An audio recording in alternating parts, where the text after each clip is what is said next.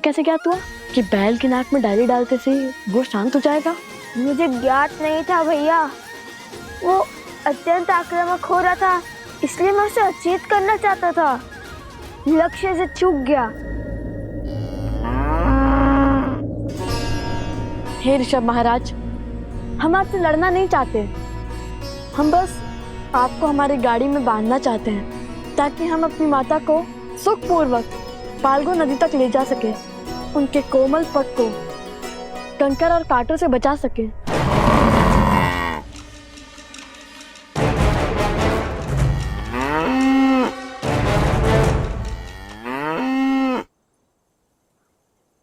भैया लगता है मान गया। अब एक कार्य करता है, जैसे माता आश्रम में सारी गायों के सींग पर मोली धागा बांधती है, हम भी इसके सींगों पर मोली धागा बांध देते हैं। तो ठीक है।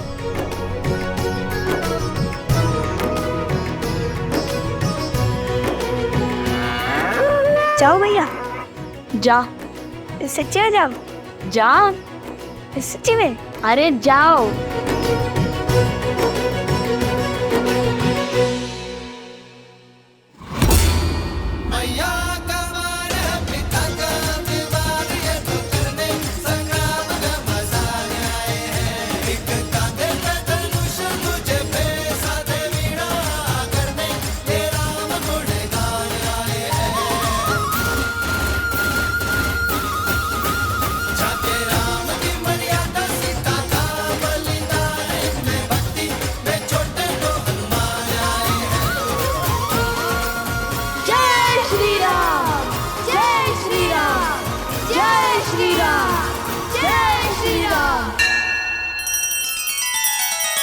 श्री रामचंद्र कृपालु भजु मन हरण भव भय दारुणम नव कंज लोचन कंज मुख कर कंज पद कंजारुणम।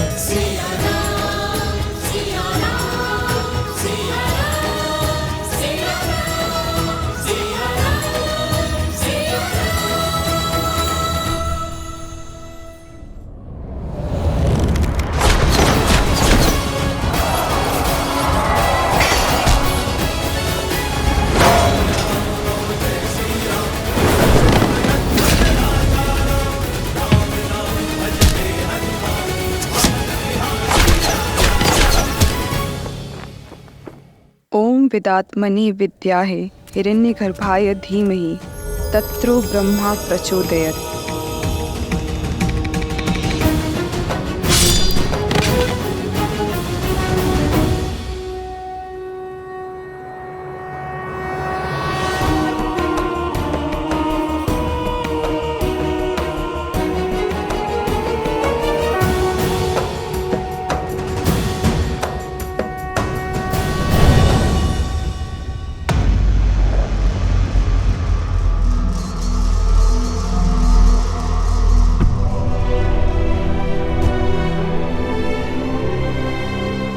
सेनापति,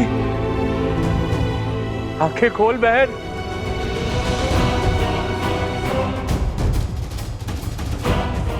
मुझे मेरी बहन चाहिए। क्या किया तुमने मेरी बहन के साथ?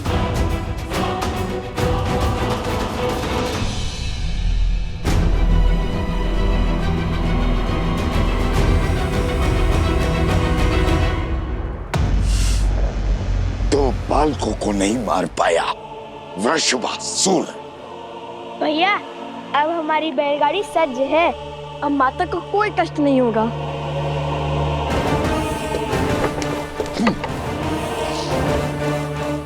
अब आज से तो केवल चंद्रबाहु से।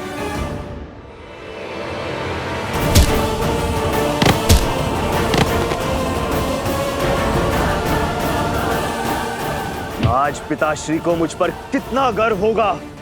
मैं शीघ्र ही राम की मृत्यु का शुभ समाचार दूंगा।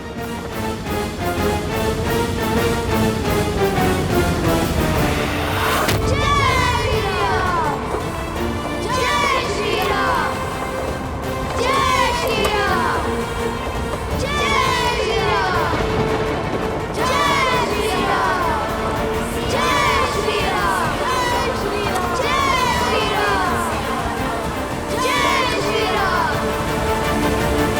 सीता आ!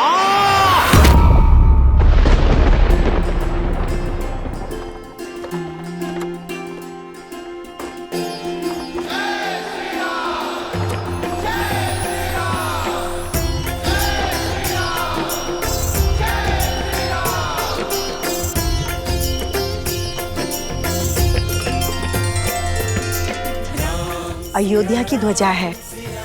लगता है ऋषियों का कोई समूह उस पावन धरा में प्रवेश करने वाला है।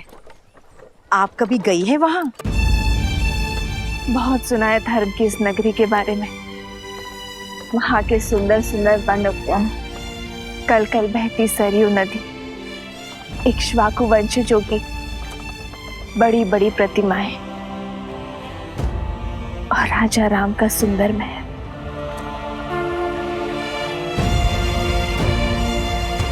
सच अद्भुत है श्री राम और उनकी नगरी।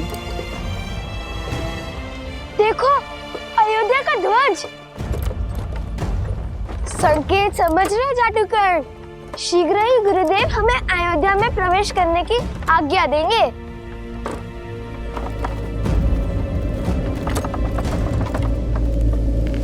लगता है वातावरण बिगड़ने वाला है।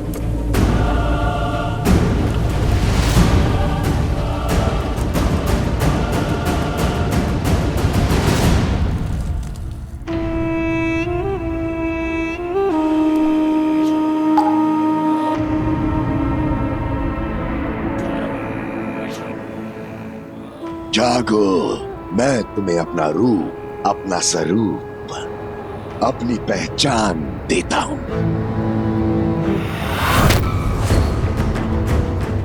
अपने महाराज को मेरा संदेश दो। इंद्र से जागने का समय आ गया है। अधर्म का आतंक फैलाने का समय आ गया है।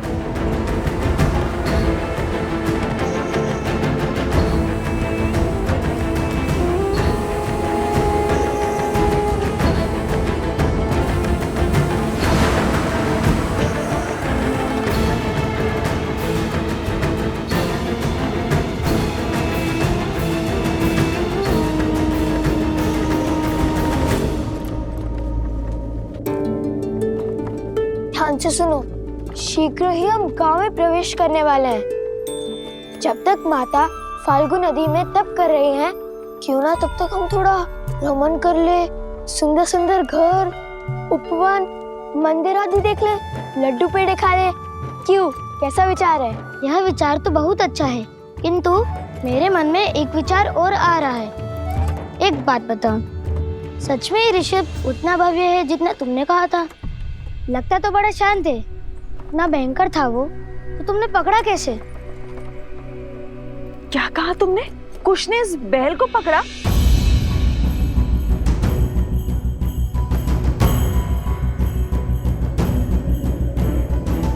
सुना आपने गुरु माँ, कुश ने उस अनियंत्रित वृषभ को अपने नियंत्रण में लिया।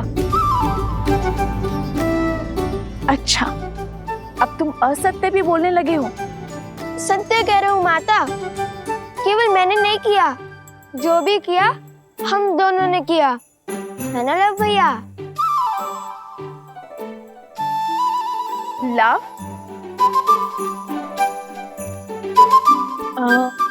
क्या हुआ माता?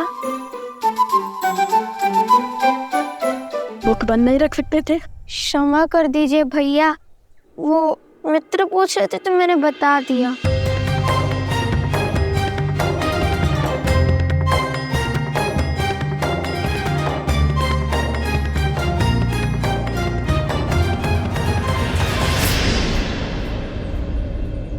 माता!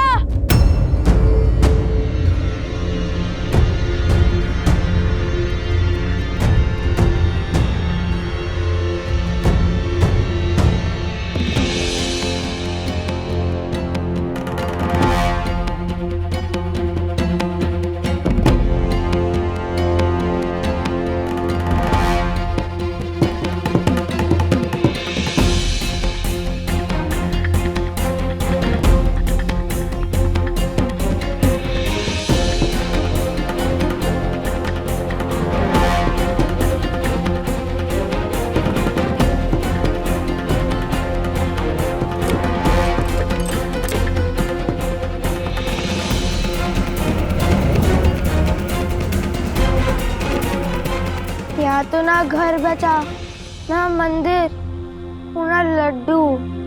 लगता है घोर विपदा आ पड़ी है इस गांव पर।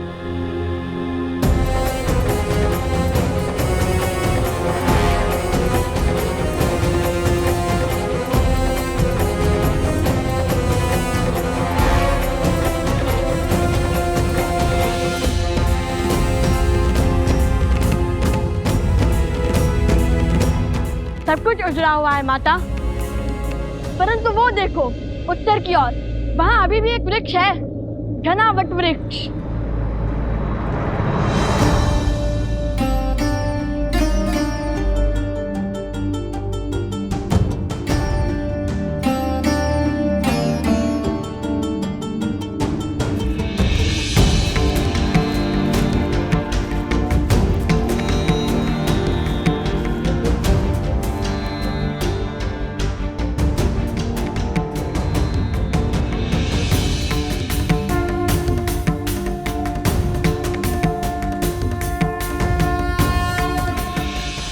ये कौन है? हमारे रक्षक हैं ये ना होते तो उस दुष्ट ने सारी सृष्टि को दूषित कर दिया होता।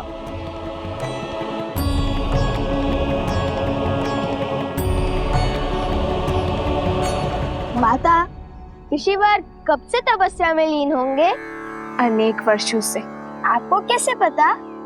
गांव के प्रमुख ने मुझे सब बताया। बहुत उपकार किया है इन ऋषि ने इस क्षेत्र पर। इनके तपोबल से ही ये केवल एक वृक्ष जीवित रह पाया है, अन्यथा आसपास का सभी क्षेत्र विष से पीड़ित होकर रिक्त हो चुके हैं और जो बचे हैं उनको कोसों दूर चलकर जाना पड़ता है शुद्ध जल लाने के लिए। अपने पूर्वजों के द्वारा बसाई धारा को छोड़ना सरल कहाँ होता है। ये क्षेत्र श्रापित है, अब तप कैसे होगा? श्रापित स्थान पर तब संकट को न्योता देने के समान है। क्या था श्राप? अधर्म का श्राप। जल इस संसार का सबसे शुद्ध तत्व है। जल को पीकर हम भीतर से और उसी से स्नान कर कर हम बाहर से शुद्ध होते हैं। वैसे ही प्रकृति में फैला पाप जल से ही शुद्ध होता है, किंतु जब पाप अपनी सीमा लांघ देता है तो वो मानव की दृष्टि से बच निकलता है और तब सबसे पहले जल ही अशुद्ध होता है। पाप को रोकने के लिए पापियों का संहार करना ही होगा। बताइए, कौन है वो दुष्ट? भिन्न भिन्न असुर के कुल और उनका नायक ऋषि असुरी के तपोबल ने उसे यहाँ नदी के नीचे बांधा है ताकि उसका प्रकोप इस क्षेत्र तक ही सीमित रहे, किंतु उसके यहाँ बनने के कारण उसने इस भूमि और यहाँ के जल को भी विषैला कर दिया है। अब उस पापी का अंत ही इस क्षेत्र के पाप का अंत करेगा। इतने वर्षों में उस असुर ने इस नदी में अपनी सत्ता स्थापित कर दी है। इस नदी तल में अपना महल तक बना दिया है। वो असुर जल में मक्र है और तल में मनुष्य मकरासुर।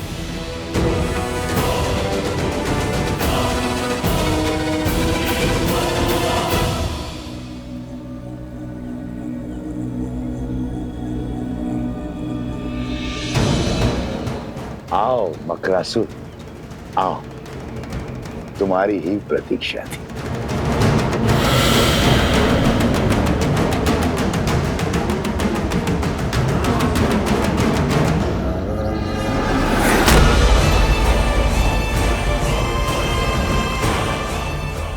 बहुत सुना है तुम्हारे बारे में सहस्त्र मुख रावण, किंतु मुझे तुम्हारी शक्ति और युक्ति में कोई रुचि नहीं है।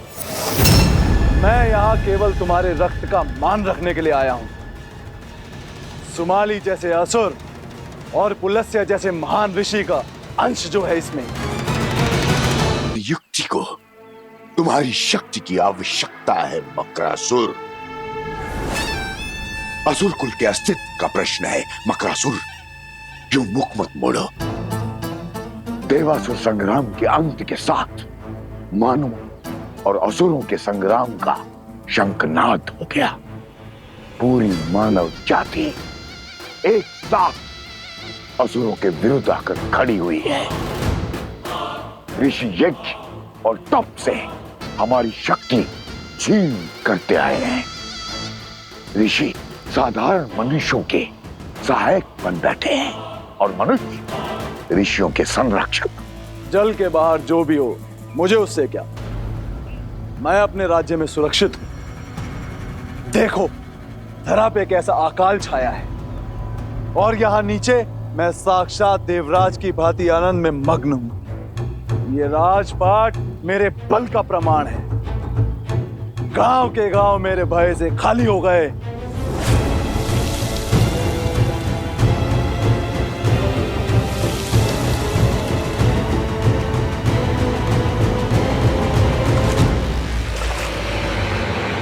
क्या हुआ मकरासुर? इतनी शीघ्रता क्या है? कोई है जिसके तप के बल से तुम फल्गु नदी की सीमा से बंधे हुए हो, जिसके कारण तुम क्षण भर से अधिक जल के बाहर नहीं रह सकते हो। ऋषि कर्ण का शिष्य ऋषि असुरी बरसों से तप कर रहा है, किंतु मुझे क्षति नहीं पहुंचा पाया। कुछ नहीं है उसके वश में।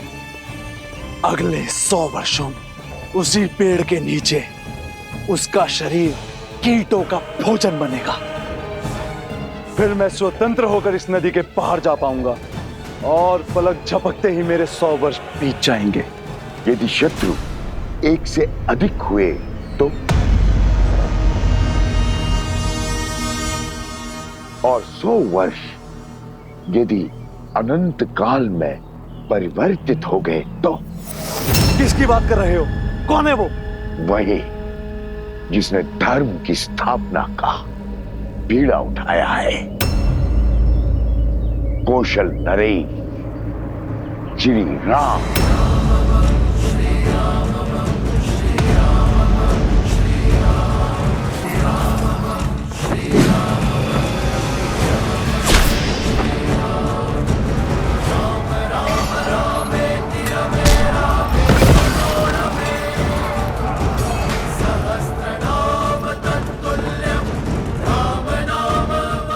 यही क्या वीर चंद्रबाहु का अंत हुआ?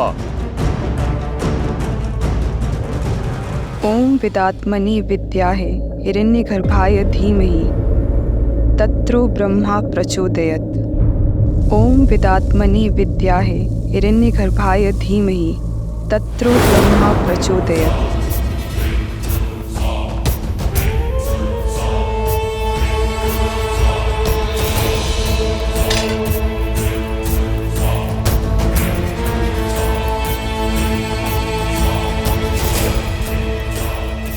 तुम्हें क्या लगता है राम, तुम इतनी सरलता से मुझे मार पाओगे?